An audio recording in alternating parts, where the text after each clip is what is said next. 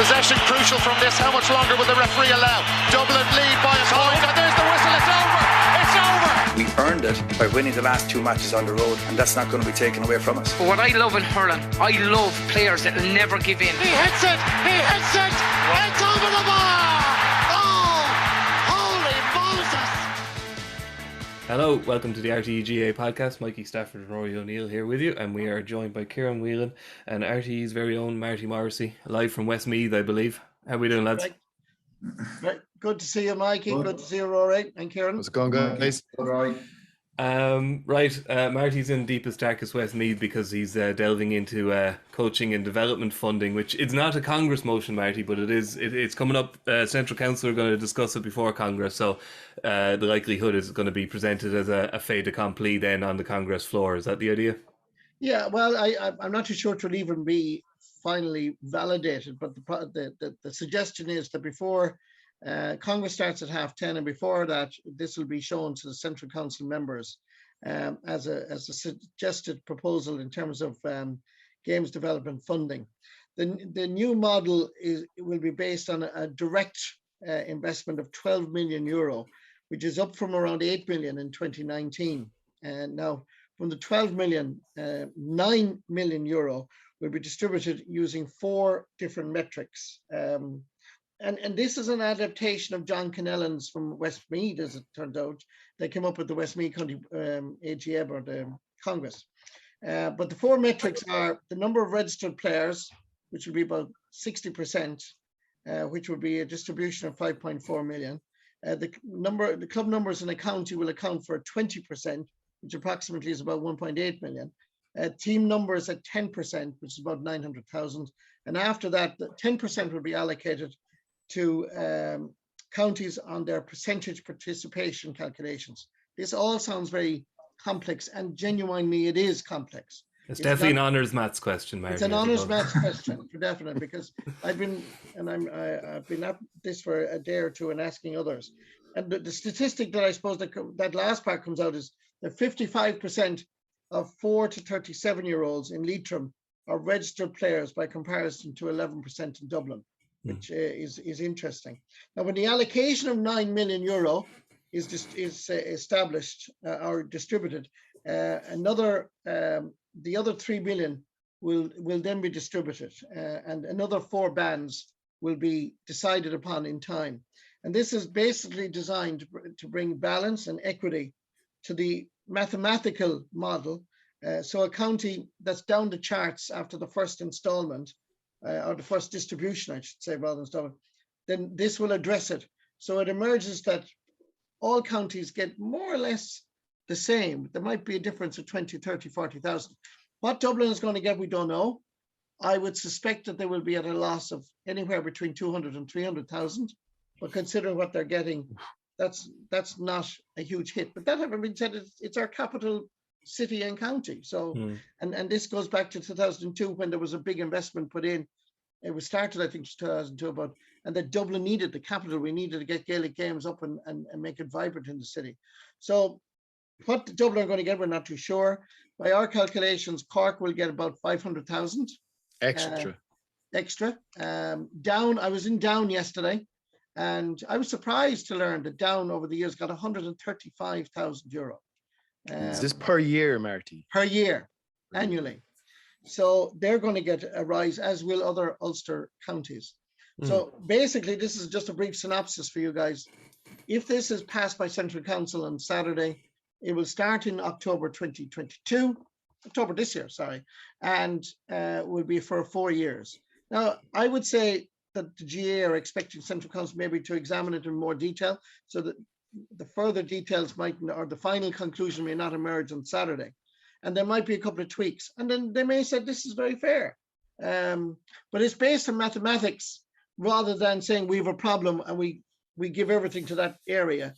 I think this will solve, or attempt to solve, the distribution of funds for games development. But think of that, we know, like Dublin, all conquering, the money is flooding in. Now they're the Division 1 whipping boys, and they're going to lose 200 grand a year. Yeah, it's terrible stuff, Mikey, terrible stuff. Now, listen, I think And that's just Ciaran Whelan's salary, lads. Let's be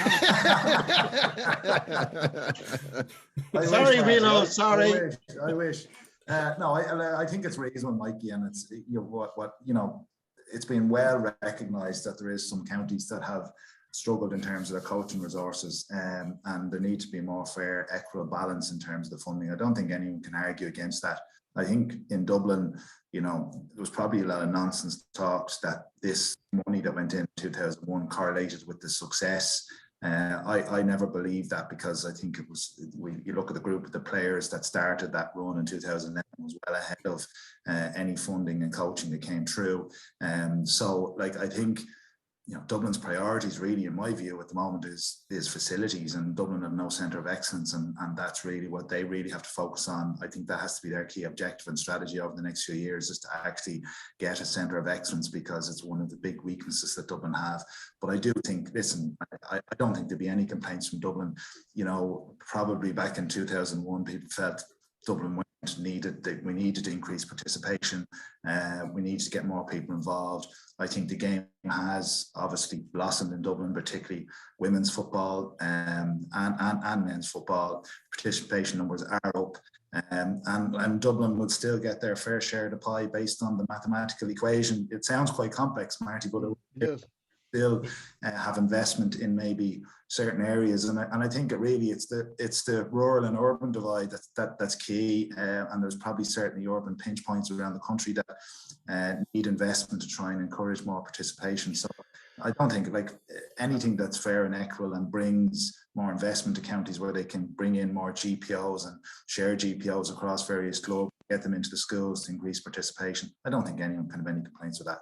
Yeah, and it does sound, Rory, like the GA are leaving themselves wiggle room here. The 9 million will be distributed as per the paper 2 equation, and then there's 3 million that, because at the moment the GA do have they allow themselves some discretion. Antrim have obviously had huge amounts of money pumped in recent years, the commuter belt counties in Leinster, so the GA will be leaving themselves a wiggle room to say that everybody's got their fair share, but now we've decided that whatever county it is, or whatever code it is, that Cavan hurling is on its uppers, so we're going to invest €6 million in Cavan hurling, and they're going to be All Ireland champions in 3 years. Yeah, and I think they're trying to put a bit more science into and looking to derive data by which to disperse the funds in, I suppose, a more purposeful manner. That to me is the smart thing to do, because we always hear certain accusations where, whether it's club executives, as I've been there, going all the way to the top, that money gets poured into a black hole and you don't see any tangible benefits from it. I think if they've decided to go down a road by which they can try and come up with, as Marty outlined, and some sort of algorithm whereby the funds are distributed to places where it's most needed, I think that makes a lot of sense in a lot of ways. I think, Rory, there's probably one still distinct difference between, I think, within Dublin and other counties, and I'm not privy to the exact facts on this, but I get a sense that, certainly membership are higher cost within Dublin, and some of the bigger clubs would probably generates a lot more revenue for some of the bigger clubs in Dublin. Certainly, family memberships can be up around the 200, 250 mark. That level of membership is within the rural counties, and I think that's another reason why probably some of the bigger clubs in Dublin had a lot more resources at will to maybe a lot of clubs engage their own coaches outside of the funding as well. You see a lot of the big clubs maybe have 2 or 3 coaches that they're self-funding. That's the distinct difference that's going to continue to be there, I think. Yeah, Marty, just one more mention for Congress in the football side of the show. Sorry, I forgot to mention Anthony Daly will be along shortly to talk hurling and a little bit more Congress. We're going Congress mad. The championship structure, Marty, after all the toing and froing and gnashing in teeth and wailing of special Congress, this is going to sail through as motion number 1, the new football championship structure, which is kind of, as we've discussed it in all, I think anybody listening to this podcast likes GA enough that we don't need to explain it to them. But don't need to go there again, Mikey. We don't, and we're not going to. Just wanted to get Marty's take on what we discussed at length on Monday, which is the idea that this new structure bakes in the split season, which does guarantee 40% of inter-county competitive matches are being played by the end of February, sorry, and the lion's share of them are done by April. And as we're learning this last couple of weeks, it's not the best time of year to be playing top level inter-county sport. Well, I presume this podcast is being recorded because this is history here, because I am now in full agreement with Rory O'Neill. I'll have to buy you lunch. Red letter day. I have to say I am not a fan of this proposal. And Marty, just one other thing on that. I think sorry to before you go on this. This new proposal, by the way, is going to make football championship expand from 68 games to nearly 100 with the Tailteann Cup, which again is being squeezed into the same time frame. Sorry. And that is a valid point. I've always maintained that county managers have way too much power and control. County boards are the people who run the games in every county, and they should take control like a business and ensure that they run their championships and competitions accordingly. We now have a situation that on the 17th of July, we have the hurling final. On the 24th of July, we'll have the football final. And then we won't have inter-county games again on any terrestrial network or anywhere else until at least the end of January or February.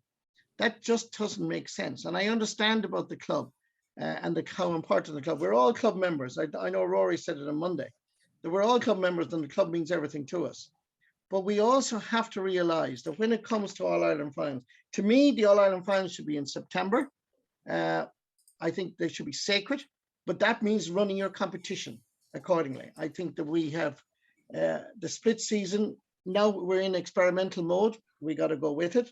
I think having the football final on the 24th of July and the Galway races the following day, to me, says it all. We'll have no inter-county football hurling in August, September, October, November, December, maybe the end of January.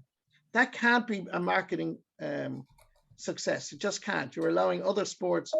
If I was in the FAI or the RFU, I'd be saying, hey, happy days. And I understand how difficult it is, but that means that I think training for inter-county players should be just twice a week, Tuesdays and Thursdays. I spoke to a well-known established coach yesterday, and this is the conversation we had. And I think he's going to do a piece with me later on. I won't mention his name until he says what he wants to say. But I just find it amazing. I mean, I found Pat Spillan's statistics. I know you've said it there. 40% of games, of inter-county games, going to be played is at the end of February. I don't know. It's words fail me in this. I just don't see the logic of putting your best. I know you have to have club competitions, but your inter-county is everything. National schools, secondary schools. If Kerry or Cork are playing Dublin All-Ireland final, I've been there. We've seen the excitement in the schools and putting on their jerseys. We've lost that. We've lost the fact that the All-Ireland is the first Sunday in September. The schedule should have been built around it and maintained what was safe. But then maybe I'm old-fashioned. August kind of worked, but bringing it back to July, I think is just. And I think it'll be.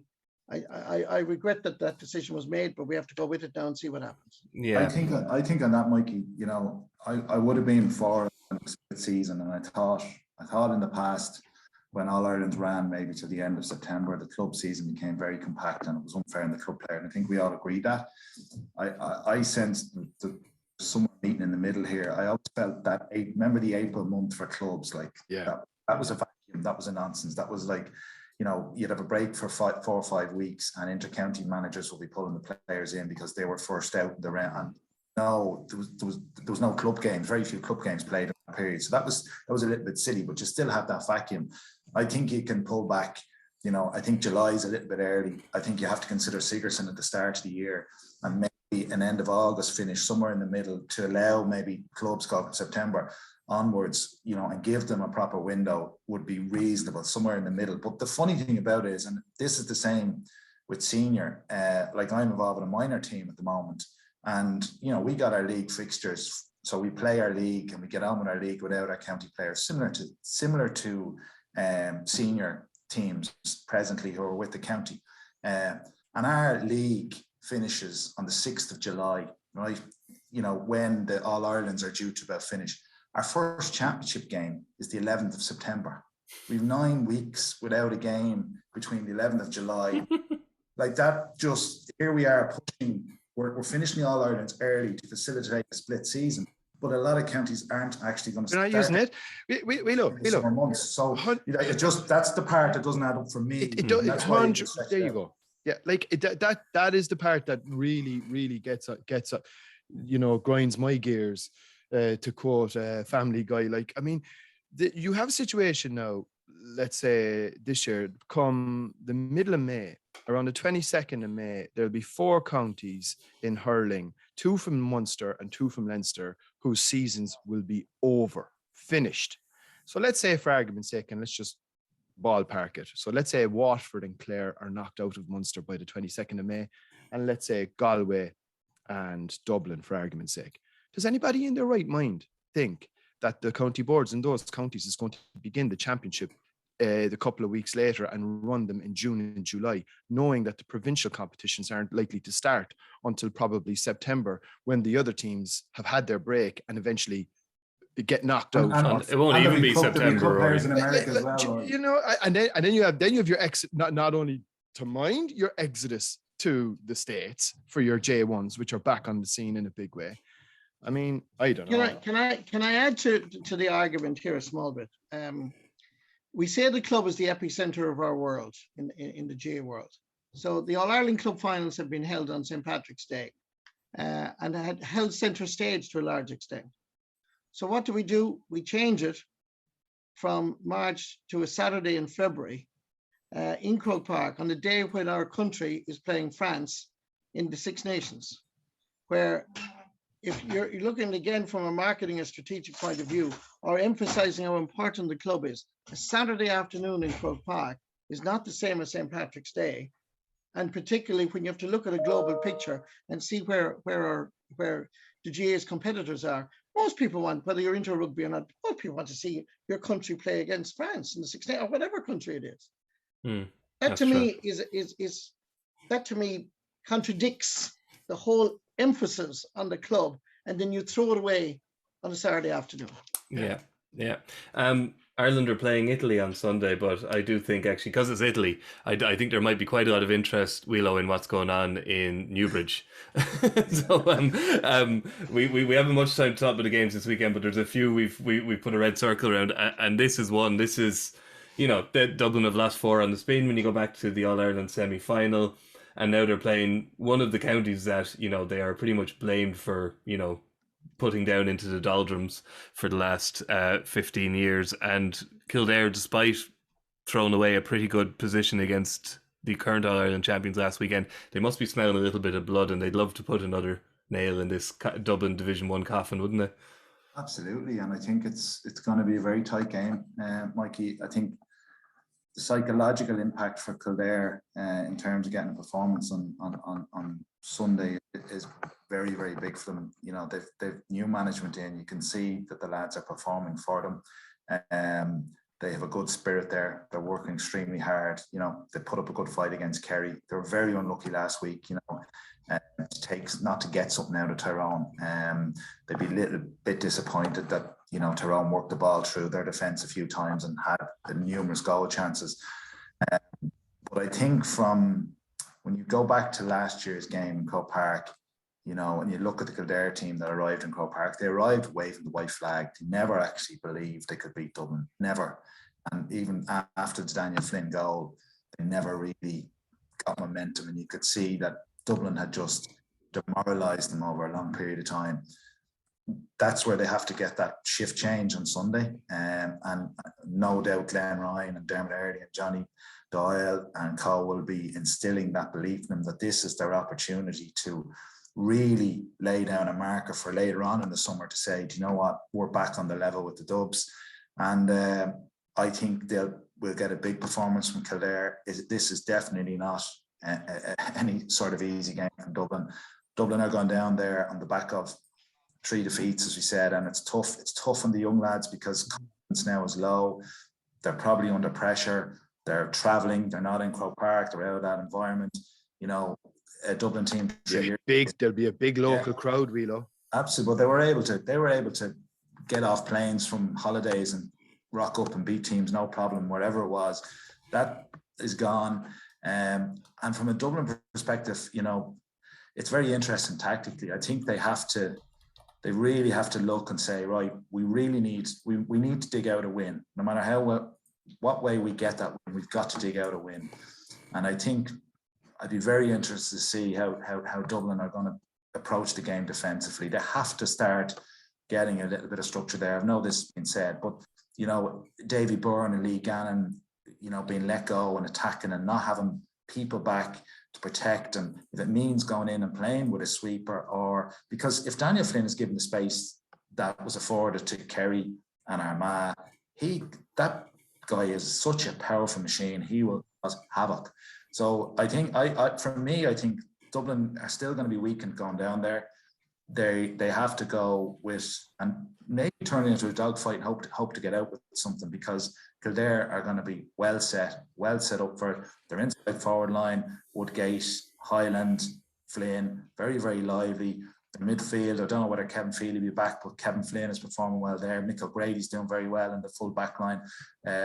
So it's a tough game for Dublin, and Kildare, you know, I genuinely can't wait for it, because I think it's kind of a championship feel to it. On the flip side then, Marty, let's say, to look at it from a positive side for Dublin, who are obviously behind the 8 ball at the moment, they win this game, they get a bit of confidence, they get a bounce, then they go up and play the All-Ireland champions in Omagh, which is obviously a game you'd have to get up for. Donegal at home, Monaghan away. You know, it's not like they're doomed, and this is obviously a very good football team, and perhaps they do look like a team that just they need a spark, don't they? Yeah, I mean, Dublin in crisis would be a total exaggeration in my view. We've all watched the games, and I did Dublin Kerry myself, and I thought a couple of decisions went against them, and they were just plain unlucky on an awful night, so you couldn't judge it. I think when you know, if you rule out Dublin at your peril, they're not as good as they were, but then Dublin team that won 6 All-Irelands in a row were a superb bunch, and they deserve all the accolades that they've got. But the bottom line is there are new players being tried out, and when you bring in James McCarthy and Conor Callaghan, that changes the perplexion. Peadar O'Cuffig Byrne, I know, was playing outstanding for UCD, and he literally destroyed my old college himself until he got injured. That's UCC. So I think that Dublin will be thereabouts when it matters, in terms of Leinster, in terms of the championship. Don't think they'll win the All-Ireland, but I think that it could turn out. Dublin Kildare will be very interesting. I agree with everything that Ciaran has said. I think Kildare are shaping up nicely now. They're getting that nice balance of physical strength and a bit of experience, and they'll learn from losing in Omagh. And Tyrone, I was talking to Conor Myler during the week, and they were kind of delighted that they could pull a win without the 4 suspended players. So it could emerge at the very end that the relegation could be the last game between Dublin and Monaghan. Could, depending on circumstances. But I think Dublin won't be as bad when it comes to championship time, and I think you rule them out at your peril. Yeah, I think what's interesting, Mike, is even you look at Dublin and the concession of goals, you know, and even the nature of the games the last couple of weekends and weather conditions and gales blowing, it's very, very difficult. If you can see 2 goals in a National League game this time of year, you really lose the match. Essentially, you know what I mean? So you can, and we've seen that with some of the results over the last couple of weeks. Goals have been kind of winning matches. So that's why I think it becomes about a bit of a grinding out a kind of a victory or grinding out a performance and cutting down on the concession of goals gives you a chance in every game. And I think that's where Dublin have hurt themselves the last couple of weeks, and that's where Kildare are going to go after them. The other game Division 1, just give a quick mention to Rory, would be Mayo v Armagh. You know, it does look, it's a very interesting matchup of 2 of the early form teams. One of them perhaps expected, I would say Armagh there, and one of them perhaps not expected in Mayo. That I think people are quite amazed in how Mayo have bounced back from, as we were discussing previously, Mayo always bounce back. What remains an inexplicable All-Ireland final no-show, really, I think it was what Kevin McStay described it as last week. You know, they've shown good form. They're out of McHale Park for the spring. and they're playing this match in Roscommon. It should be very interesting, and also if the weather isn't too bad, you would imagine a very entertaining game from the way these two teams have played the league thus far. It'll be a cracker. We've cameras going to it. Hopefully, a lot of obviously our plans for this weekend is weather dependent, but look, it seems to have settled down again there now today, so fingers crossed. But so to me, this is there's so many good matches this weekend to look forward to, particularly. And the funny thing is, the reality is a lot of the games are really in Division 1. They're the ones that we all really are looking forward to, even though there's a lot less jeopardy, I suppose, given the Tailteann Cup issues in Division 2 and Division 3. But I think this game has, you're going to find out an awful lot about both teams again. You're going to be 4 games in. There's rumours that we might see Cillian O'Connor for the first time, even just a cameo role, maybe 10 or 15 minutes. Now they might hold him back as well. But Mayo, I think, are in absolutely incredible shape. Considering the no-show, as we said, and that was probably the most surprising aspect of the All-Ireland final, because even in the games, those epics that they lost to Dublin, they always performed. It was probably the first time I've ever seen a James Horan Mayo side not really play to anywhere near to their potential. And I'd say that's probably what rankles most with him and with them. And look, I think from their point of view, there were so many positives that they could take out of that game last Saturday night. They probably could have won that match by more. They've got a really settled midfield. They look like they've got a lot more potency now up front. As you said, Cillian is coming back in. Tommy Conroy, as we know, is a bit of a blow. They still have the likes of Brendan Harrison, who I thought played really well against Monaghan. He didn't play the last day. We might see him again this week, and obviously their goalkeeper potentially is the farm goalkeeper in the country, given Stephen Cluxton's departure, and obviously Rory Beggan up there with Rory Beggan. So I think they're in great shape. The fact that the game is in Roscommon, I don't think it's going to make too much of a difference to them. They'll still bring their 10 or 12,000 like they always do, and their incredible support. And Armagh will bring a good support as well. I think it's going to be a super test for them, and it'll give both teams a really good glimpse as they go into the next mid-season break. Just a really good sense of where they stand before we see out the remaining stages of this year's league. We'll have to wrap up the football in a minute because Anthony Daly is waiting to come in. So we're gonna mention the Clare footballers, because we can't have Marty and Dalo on and talk about the Clare hurlers because it'd be unbearable. But we'll mention the Clare footballers because, Marty, they are it's the only Division 2 game on Sunday. They're hosting Derry. And Derry at this stage look like a Division 1 team trapped in Division 2, you could say. But at the same time, Clare are, as always, shown themselves to be almost a league specialist side. Well, Mikey, first of all, may I congratulate you on being a great host, because to mention Clare in a podcast is superb. And indeed, may I say that we're intending to win the All-Ireland. Both All-Irelands, I hope. Going for the double. Clare footballers have been playing, considering the depth of talent that's there. Colm Collins, to my way of thinking, has been a superb manager. To be honest with you, when I looked at the fixtures, I thought Cork away was difficult, Roscommon away was difficult. They got 2 points, and we got 2 points out of it.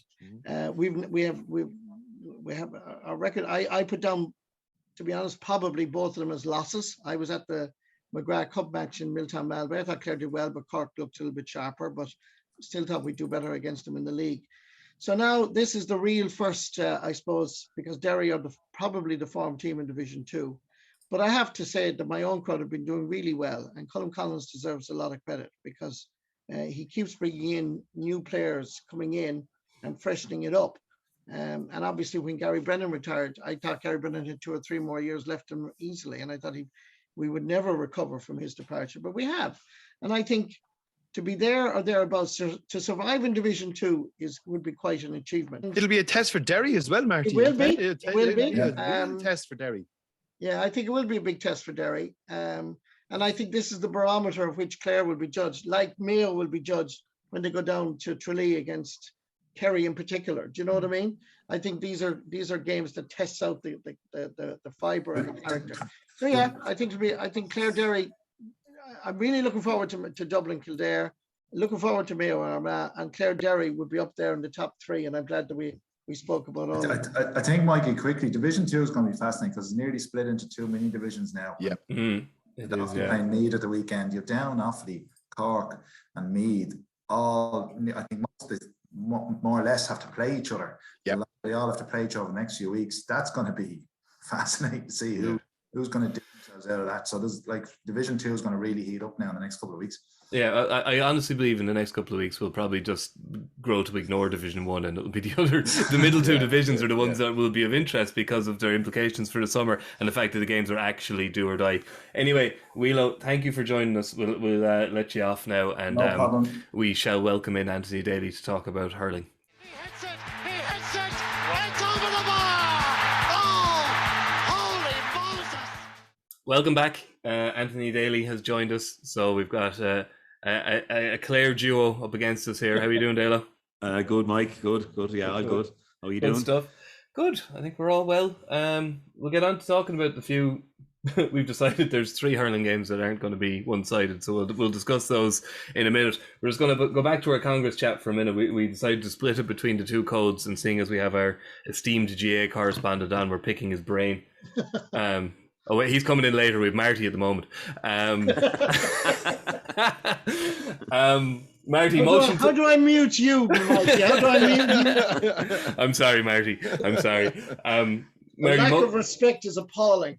It is, I know. 100 lines after this, I will do them. I will not disrespect our GA correspondent. Wexford are just going well, Marty, so he's a bit cocky. Yeah, cocky. Yeah, he's a bit cocky. Marty, Motion 33 is obviously getting a lot of airplay at the moment, and it seems like pushing an open door. This is the one where the GPA are calling for the GA to make it a fundamental policy that they chase integration with the LGFA and the Camogie Association. I would say, Marty, that for the last 20 odd years, while maybe not always at the forefront of the GA's mind, it has probably always been what they might describe as a fundamental policy. So it's hard to see that this will more than likely pass. It's hard to see it not passing, but it's hard to also see what fundamental difference it will make. Correct, exactly, Mikey. What is it, Marty? Like, what actually is this motion? I'll read it to you. The GA will prioritise integration with the LGFA and Camogie Association in order to jointly ensure equal recognition, investment and opportunity for all genders to play all sports in the Gaelic Games family. All in favour? Yes. Yeah, okay, yeah. Move on. Yeah, like that's what will happen. What it is, like. Yeah. And will there be a huge, I don't know if there'll be much of a conversation. As I said in my news piece, it'll be interesting to see if anybody speaks from LGFA or Camogie on this.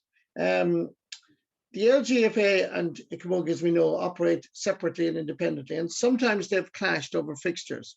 And so the relationship would be fine, but I don't know if just, I don't know how close it is. But that having been said, I think once you read this, I think everybody will agree that it should happen. And that, but whether or not, what will happen after this, it will be mentioned for about 5 minutes, maybe on Saturday, and then I think we mightn't hear about it for some time. I think that will be the bottom line.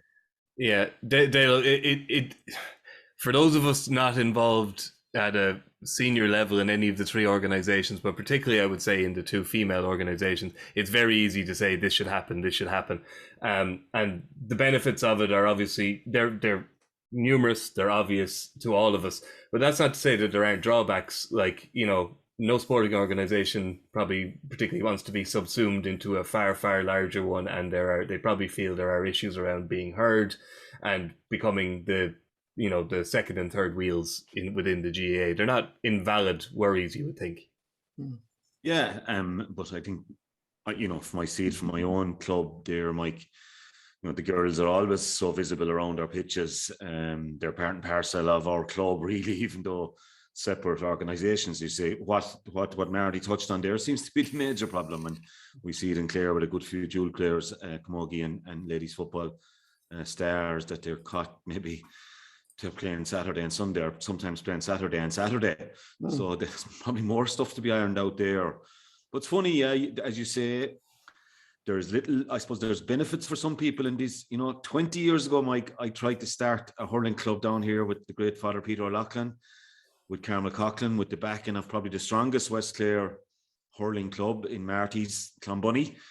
with Christy up there, Christy Carty, and we were beaten by the West Clare board 7-6 up at the Quilty Tavern to form a hurling club.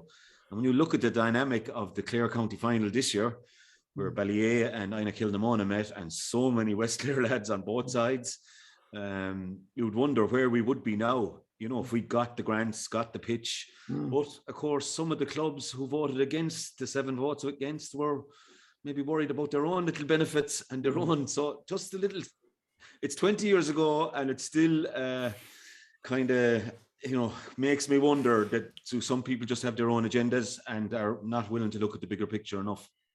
Yeah, and I think.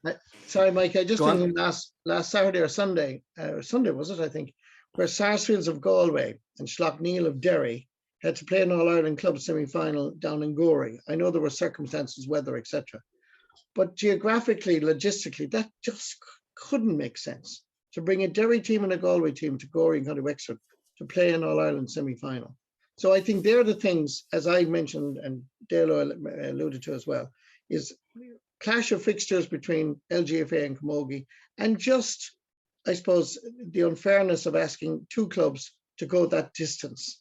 Surely there must have been a pitch somewhere between Galway and Derry, or even play home and away, toss the coin, rather than be putting that level of expense on people. There's only one little thing I would have added to the whole thing, Mikey, is I would have put a timestamp on it. I would have put a timestamp on the motion to be done by 2024. Yeah. What they've done is, to my mind, is a bit watery. Well, you would imagine they're going to have the same motions put to the LGFA and Camogie Association congresses as well. Is that the idea here? Is that the end game, that they put pressure on the 3 of them and be seen to be put pressure on the 3 of them, and that way maybe you get something? Because from what I've heard and what I've read about it and what I've talked to people like Marty and Damien Lawler and people who know far more about this than me, the barriers have never really traditionally been in Croke Park. They've been with the 2 other organisations. As I said, they're not illegitimate reasons, a lot of them, I'm sure, and they're concerns that need to be put to bed. But, you know, Liam O'Neill and other GA presences have tried to put them to bed thus far and have failed. So I don't think the one thing I'd say, Mike, we need about 8 more of the kind of council's domes around the country where we could have matches going on all day and there'd be no issues. I know Kerry and Clare Daly's had a bit of an issue as well with Dumbrig not being played. And most clubs, our club anyway, and I think it's most clubs are already operating a 1 club policy. Yeah. You know, so it's already there by and large. Insofar as the boys and girls are treated 100% equally and have the same access and entitlements to pitches for games and training, and there's no differentials whatsoever. It's ultimately just it's not the intercounty admin and commercial. It's the organisations, really. You know. Yeah. Is there any truth? Is there any truth in the rumor that there's a big dome being built next door to Murty Brown's? Is there any...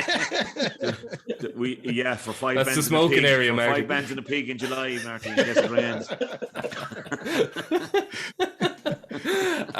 The other motion that Dale, I thought it'd be interesting to get your view on, because you're obviously your intercounty management experience and also your work with Limerick and in development in other counties, is there's several different conflicting age grade motions coming. The one from Central Council is probably the one that has the best chance, because that's the way it is, which is to move minor from 17 to 19. But there's other motions to bring minor back to under 18, and with conflicting views on what the minimum age should be. There seems to be a lot of agreement that under 17 and under 20 isn't the right mix anyway, Dalo. Yeah, that's the way I'd feel, Mike. I thought 18 and 21 had a few problems a few years ago. It was mostly to do with the leaving cert, to be honest. But I think nearly every school now has had a massive take up on transition year. I know where my girls go to school, everyone does transition year almost. And so they're, you know, by the time they're doing their leaving, they're over the 18 mark. So, and the colleges competitions now are under 19, but just an under 19, Mike, for me would be the drop off after under 20, under 21, as it used to be, is frightening. And for me, we should be going back to 18 and 21, I think. I just think we have lads, if we go back to 19, you know, they'll be finished up playing, because look, with due respect, we in Clarecastle now, just going me on again, We have a senior team now and a junior A team. We don't have a junior B team. So is it very attractive for a lad who's not making the 26 on the senior squad to go play in junior A? For some it is, they love it. But for others, they can say, look at won't bother with it. It's commitment. And so I think stretch that out to 21, you're keeping them involved and they will develop then. I've noticed, got back involved with my own lads now, and I've noticed lads that I had 2 years ago with an under 21 panel who have got so much stronger, and I'd be asking the lads now, because I haven't been involved the last 2 years, and I said, would he be nearly making it now? And they said, he's the coming horse, and he wants it, and he's passing out lads who were the stars 2 years ago. And for me, we should be stretching on the ages. And if you're going to have a 19, I'd nearly have a 22. So that'd be my attitude. This has the potential, by the way, Mikey, I would suggest, given that there's multiple motions around this, where I know Ergal Ciaran are looking to try and give counties the authority to drop their own age grades, and there's a number of Ulster counties who want to go back to 18, and then the Central Council motion, which is coming via the top table, wants to make under 19. So there's a lot of it seems to be a little bit all over the shop, in that there's loads of different interests pulling in different directions, and the chances are nothing might get over the line. And usually that's what happens in this scenario. But this particular issue is a thorny one and has the potential on Saturday to be the most contentious debate, I would suggest. But just on that, our 17s got beaten 40 points, Rory, as you know, by your own brilliant Cork 17 team last year. I'd feel like with the development of Tulla, Flannan's had a good team, we're a bit unlucky not to come out of their group.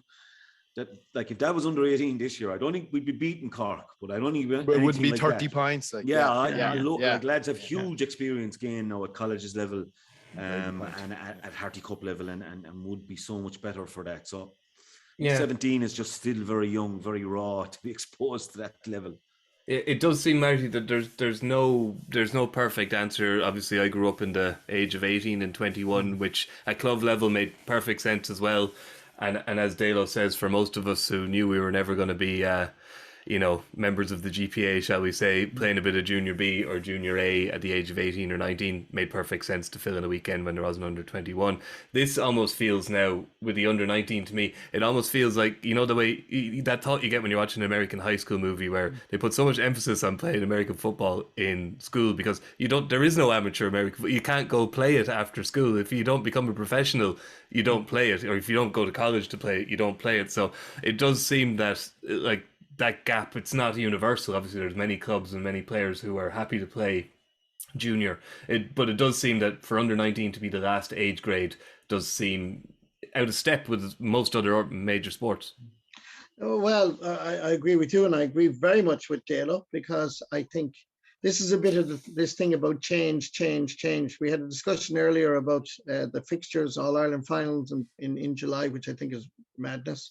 This is another one of these that I think we've implemented change for the sake of change. If you're going to make a change, it should be a positive change. It should be a better one. Yes, you can experiment, but surely you should experiment somewhat locally and see if this would work. There's a huge difference visually, even between an under 17 and a minor. Lads who are under 18 just seem to be, they're just that little bit stronger physically. And I saw nothing wrong with under 18 and under 21. And I'm hoping that common sense will prevail, having done the circle, that we will come back to under 18 and under 21, because I think it's the fairest. And it's very important what Dalo said there, that we lose so many players, where that age group, that under 21, is kind of, we seem to hold on to just that little bit longer. And I'm hoping that common sense will prevail. I've seen both sides of it as well, Mike, just to finish on it. I don't want to drag it on with it. No, I know it's something Dublin, you'd have the 21 hurling, on. Like, why you'd love to win it. It was kind of thrown in at the end. Like, when I was with Crokes, we got to the county final against Ballyboden, 2 great games, drawn a replay, and they put down the first round of a knockout under 21 for the Saturday before the county final, and we'd fellas like Ronan Hayes and Fergal Whiteley starring for Dublin now on our 21s, but obviously we're playing the county final the following day. Whereas, Marty, in Clare, we'll agree it's a fantastic competition. Both were played late last year, obviously the circumstances. But, you had Correspondent, Rowan winning the AA hurling, following on from brilliant success at minor, and a local amalgamation here of 4 clubs who would struggle with the numbers had a fantastic win over Aero Guinness 2 nights before Christmas, and by God, was it celebrated over Christmas. And, you know, so Clare County Board have always given 21 great stature, and we all know Minor has been always giving great stature, but 21 in Clare, I will say, has been given a huge kudos over the years, and it's a fantastic championship to win. Just finally then on Congress motions, Rory, just one you want to mention, it just follows on from, we had a story there earlier in the month, the Down hurling manager Ronan Sheehan accusing some Carlow players of alleged sectarian abuse during their league match, and it led to a bit of he said, she said, to and fro. But no doubting it was an unsavoury incident, whether it occurred or not, that the accusations were made is serious enough, and there is a motion on the card that kind of would make these accusations like very serious in terms of the punishment that would be doled out. I think it's a brilliant motion, and I think it's one that slipped under the radar and has garnered no real traction. And I'm a little disappointed actually, and I sincerely hope and pray that the bloody thing passes.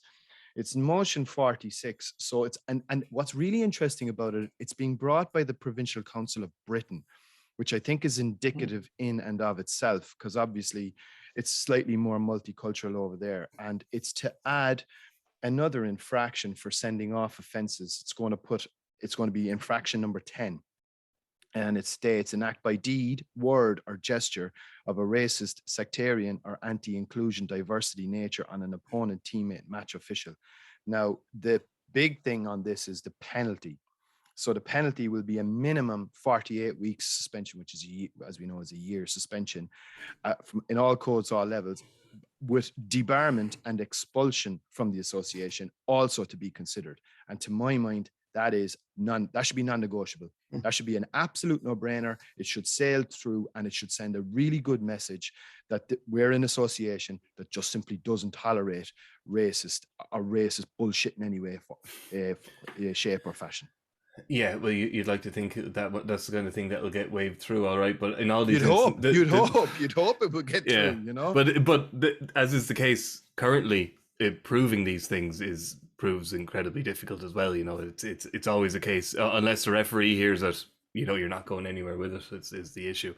There's any bit of sledging now, Mike. It'll be like the soccer managers now. The hand will be over the mouth. And to be fair, I know Ronan a bit, and he's a great guy, you know, Cork guy, you know, great. And they're top of Division 2A as well, down, going well, and going for 3 wins out of 3 at the weekend. And, you know, I do remember being called a Free Stater a couple of times in league games over the years. And it's the cut both ways as well. I remember having a great laugh with a former Antrim fellow who's a good pal, actually. And I said, Ginny, we always voted for Dev like our crowd. You call him Free Stater or so. Look, yeah, I totally agree with everything Rory said there. You know, that just it's about the message that it sends out. I mean, look, this might never, like, what you want to say you want to say, look, we just don't tolerate that. It's just not tolerated. End of. And it's about sending that message out. And I think that would, to my mind, and fair play to the British Provincial Council, because I think it's a really good one. Yeah. Okay, so on to the hurling this weekend, and as is my want, I'm going to start with Galway and Wexford. Dalo, we've mentioned here a couple of times that, you know, every team should be targeted in the league because it comes so close to the championship. But, you know, there's the way Wexford got about, you know, team selections have been consistent, etc., etc. It looks like there's been a lot of training done, and they're not using the league as any kind of a proving ground. This is the match. If Wexford win this match, well then, look, I'm booking off the All-Ireland final weekend, because Galway are a team that, you know, they're exactly the kind of team Wexford do struggle with. They're big, they're physical. They're now managed by our bête noir, Henry Shefflin.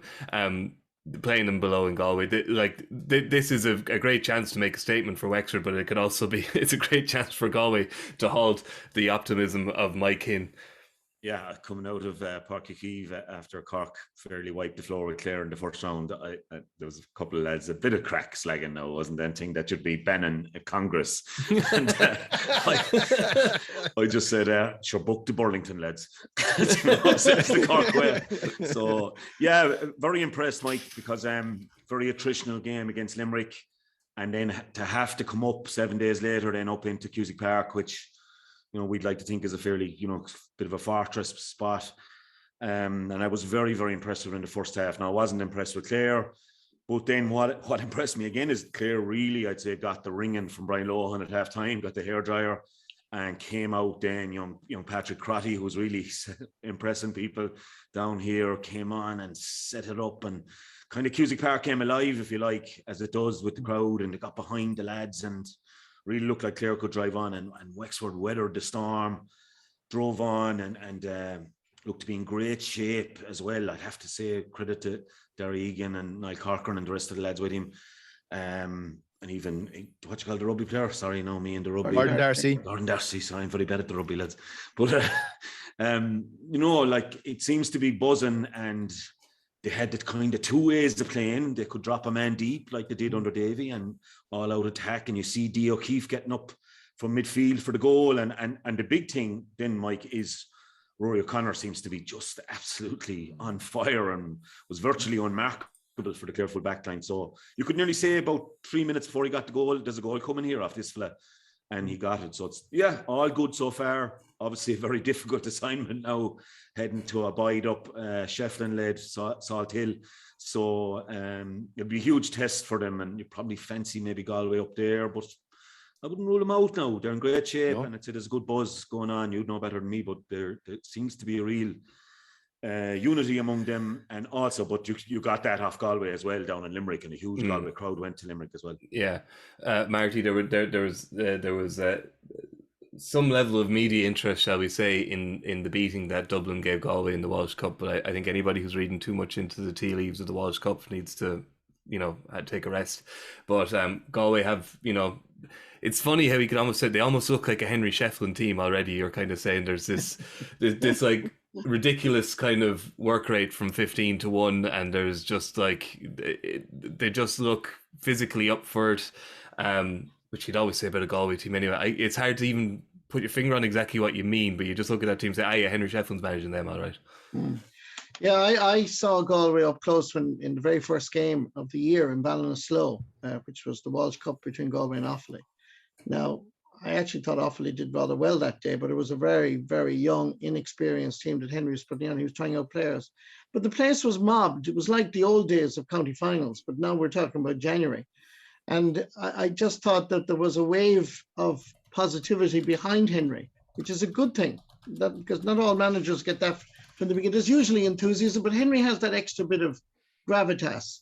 And the performance against Limerick obviously reflected that. I did the Wexford Limerick game, and I was very impressed with Wexford genuinely, because I thought below Wexford Park they were tested at various times. Physically they're good, and they just seem to be. They're trying to adopt a new game away from the sweeper system and play more direct. As Darry Egan, I remember, said in an interview with me, it'll be according to the circumstances who we're playing.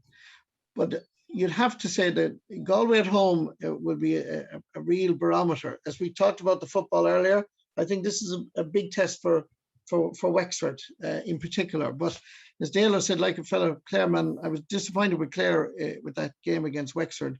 And to win in Ennis is never easy. And they did it, and they did it well. So I give Wexford a fair chance against Galway.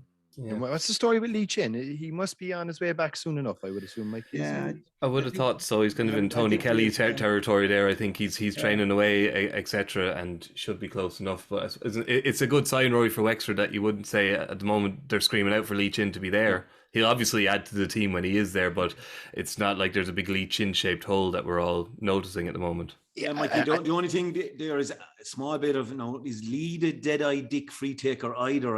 He's a brilliant player now, don't get me wrong. He can be, but then on another day he can miss 3 out of 4. Like Jack O'Connor missed a few in Ennis, and it's a problem. It is a problem. Like a Galan, Hoggy, Reid, Tony Kelly even now, level free taker could be the difference between winning Leinster and not winning Leinster.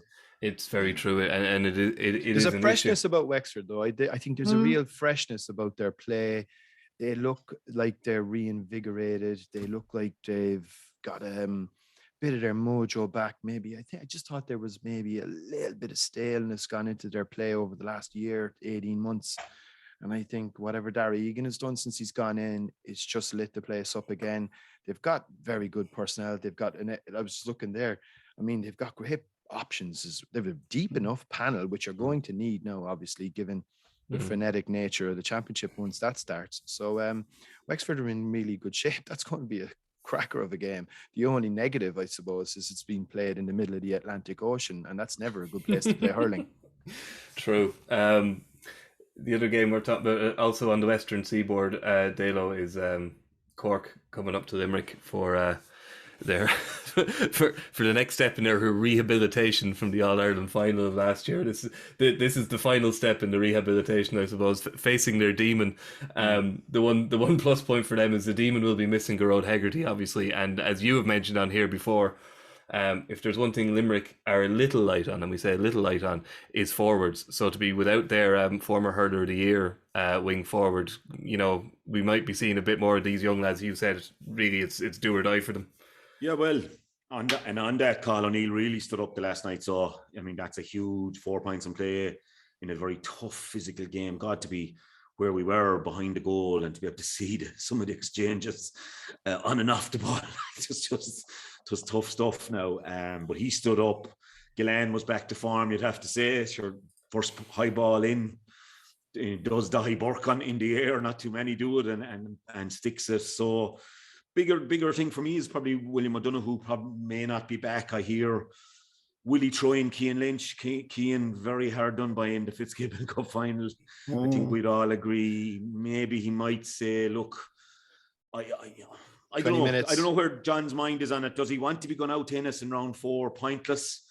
You know, he'd probably beat Offaly in the last match, so he probably knows there's no relegation fears or anything like that. But will he want to be going out tennis with a Tony Kelly probably back? Is what I'm hearing. You know, it could be any sort of a game, but he just, Tom Morrissey needs to just get a bit of form going. Shemmy Flanagan needs to get a bit of form going. Graham Mull was introduced the last day, so yeah, it should be a cracker of a game. I've liked what I've seen from Cork. I thought it was ruthless against Offaly the last day, ruthless early. Is Hoggy going to be maybe? Is his role going to change slightly? Maybe he'll be used as an impact sub. I'm wondering about that, Dalo. Yeah. No, a lot will depend on Alan Cadigan has been just haunted with injuries, like, hasn't he? And just if he's fully, I mean, Shane Kingston has been playing was really impressive against Clare, hitting the frees really well. A lot of options like missing Melrick and young Joyce the last day. They're probably available again. For me, if I'm Ciaran Kingston, I'm coming. I know they're going up there in 7 or 8 weeks' time to play them in the championship, but I'm going up. Parky Queeve. Oh, but 7 weeks from Sunday. Yeah, 7 weeks. But meeting them, and I'd be going all out to win, because I think if you go pulling here like a small bit, where are you Monday or Tuesday morning then when you're looking at things? You don't know where you are against them. And like, never mind the All-Ireland, that's come and gone, and we all know Limerick played out of their skin and Cork really didn't show. So that's just one of those days. And I think Cork are a lot better than that. Have Limerick come back a tiny bit? We don't know that yet. There was signs against Galway that it's still there.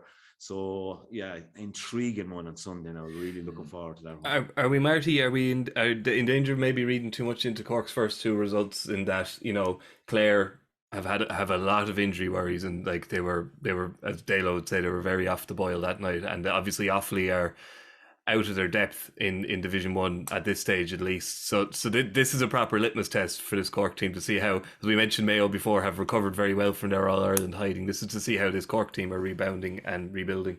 Yeah, and you know, I mean, I'd agree with everything that's been said, really. I suppose Clare were badly depleted against Cork for that opening round of the league. But to concentrate on Cork, I still think they have the potential to do better. I did the Cork Limerick League game last year, and I said Mark Coleman would never play centre back or be put on Cian Lynch again. And lo and behold, in the All-Ireland final, that was the way it happened. And I was always amazed by that. Maybe it shouldn't have happened. It shouldn't have happened. So what I'm trying to say is, I would hope that Cork have learned an awful lot from defeat. And I would think that they have. Whether or not they have the quality of players, have they got that depth of talent? I mean, in Clare, if you take out John Conlon, Tony Kelly, Peter Duggan, you know, we're not overburdened with big stars of that caliber. And I think Cork is very much the same. And I didn't see an awful lot in the Cork Club Championship, apart from Conor Lahan, who was outstanding. And I'm glad that he's back. And I think he should add a bit. But whether or not they've added more, this will be the test. This will be the litmus test. There's no doubt about it. But he seems to be going, Marty, with that half-back line again with Coleman, right? But what I noticed against Clare was, now it'd be lovely to go to the games and in some way not be on duty where you're following the ball all the time. But Coleman with Mahoney on his right and Downey on his left looks to be, he's gone with him again the second week in a row. Will he go with him again? Now we're always kind of tied a bit that we don't get the lineups. But what I noticed that first night was Coleman was given a bit of license to get up the field, to go with his man, and that Ronan Joyce was slotting back in at 6. Ciaran Joyce was slotting back in. That's right, yeah, wasn't he, Dalo? Slotting straight back in to the 6 zone. At one stage, Coleman came right up along in front of the stand.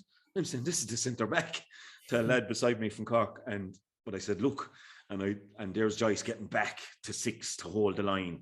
So maybe there's a change of strategy as well, and maybe they like that half-back line, but maybe they do. But you can't have the structure like it was last year. Yeah. I think Mark Coleman is great going forward. I don't think he's a man marker. I think he's a brilliant hurler. I'd be his biggest fan now, to be honest with you. But I think going forward is his thing. Shaquille Lynch won't be motivated this weekend or anything, Marty, if he is thrown in there. Last weekend he'll be spitting fire if he is put in there. So it'll be a good test for Mark Coleman. Should be a good test. But like Keane really did a great job with him in the league and again in the championship. And I'm glad that he said that I couldn't get over Keane being sent off in the Fitzgibbon Cup final. Just bizarre. Yeah. But anyway, I'm a UL graduate. I think it was a correct decision. The referee was completely on the ball. The big test from a Cork perspective, Mikey, is can they mix it? And then I don't think anybody would really doubt Cork's abilities in terms of skills and just the natural skill sets. They're up there with anybody, and they'd be a match for anybody in that department. It's can they mix it in a physical sense? They were bet out the gate in the All-Ireland final, but bet physically out the gate. This is an area that they're going to have to plant a foot on and say, look, can we afford this to happen again?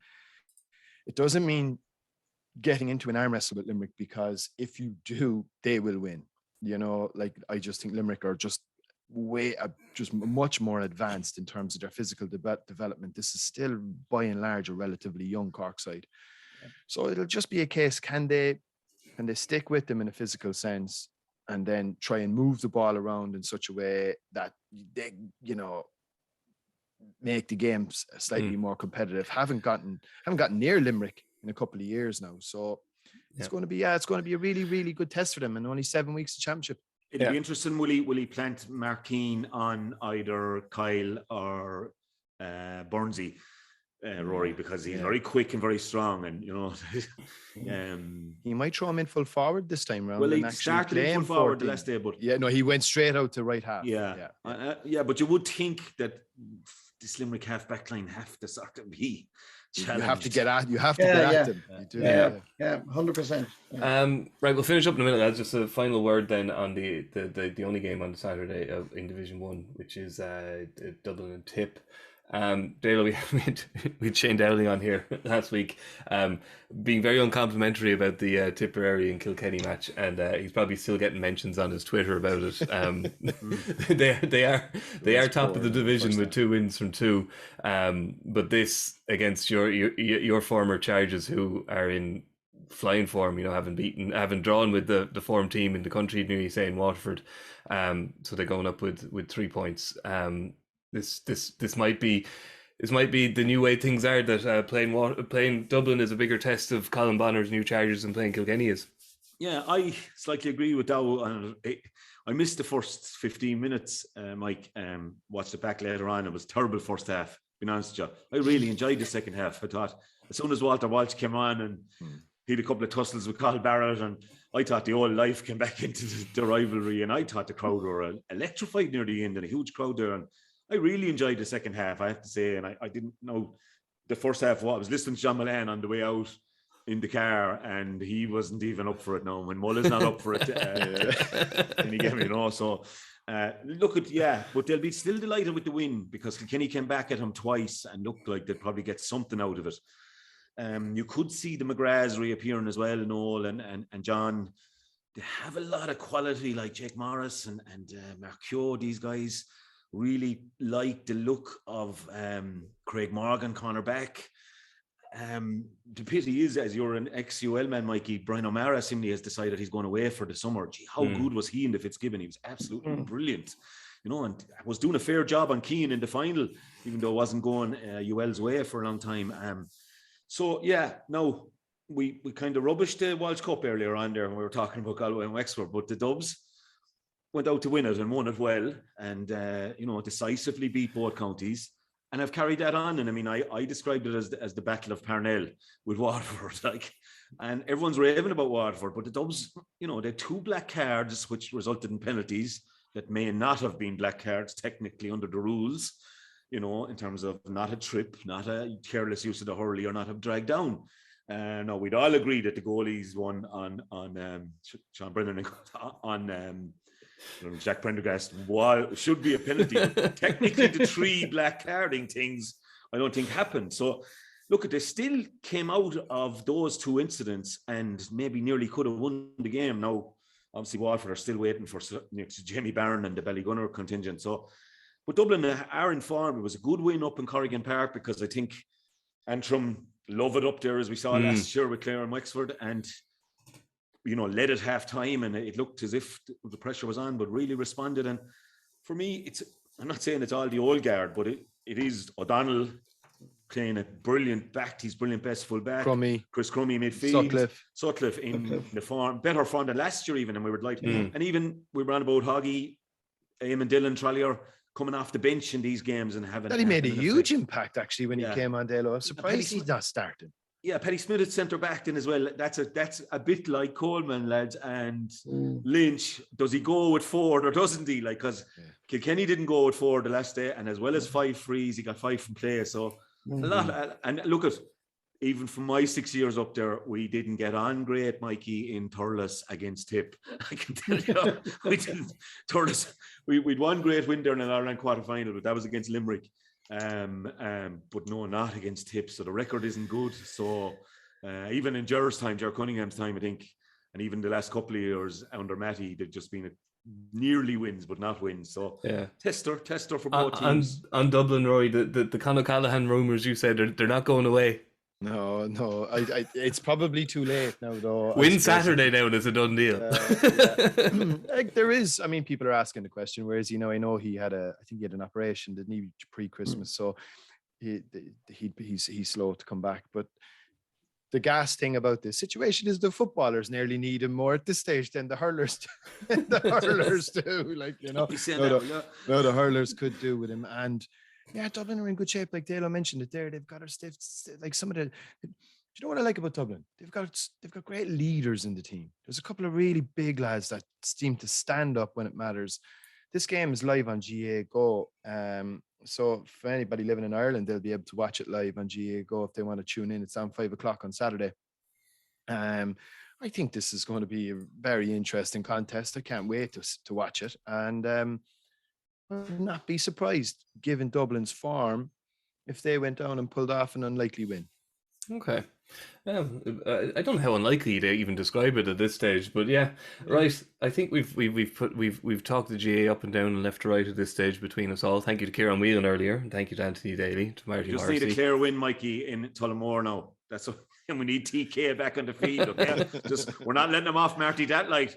I was a bit disappointed that we weren't going to talk about Clare Offaly. So if you've about an hour and a half to spare now, lads, let's talk about the real game of the weekend. Now, when Offaly turn you over, we'll dedicate the entire hurling podcast to it on Monday. How about that? I won't be available.